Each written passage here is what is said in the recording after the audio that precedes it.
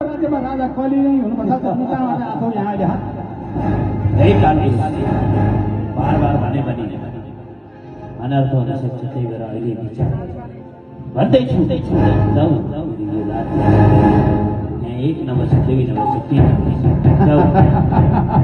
ठिक भन्यो राजा परीक्षित। राजा हुनको लागि आयुमा पनि भन्नुपर्छ। राजा परीक्षित तिम्रो आयु कति हो? अरे आयुको धम्की दिन्छु तिमी कलि हामी मनुष्यको उमेरले कति हुन्छ? हाम्रो आयु केवल 60 वर्षको मात्र छ। कति भन्यो भने तिम्रो आयु 60 वर्ष। हे कलि 60 वर्ष? अरे खलबली नगरिकन आयु कति छ? राजा परीक्षित ध्यान दिएर सुन, कलियुगको आयु कति छ सुन्न चाहन्छौ? कति छ सोध्छौ? 60 मात्र राख, ढलौला कलियुगको आयु भनेर त हेर 1000 वर्ष भनौला, 1 लाख भनौला, होइन 2 लाख होइन, 60 मात्र राख।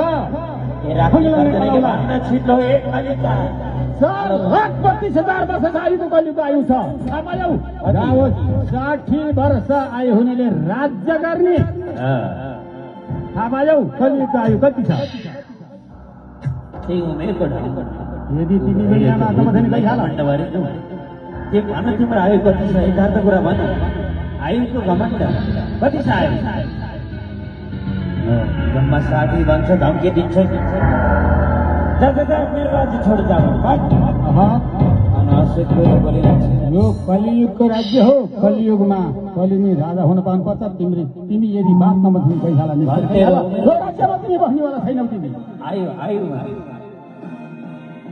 बडा मेरो आयु सोधिरहेको के रितेश भाइ एउटा कुरो मान्छौ? लड्न तयार छौ तिमी? जसले लडेर यो राज्य जित्छ त्यसले राज्य गर्न पाउनेवाला छ। तयार छौ तिमी? लड्न तयार छौ? काला फुट्ने दिनु तयार छ।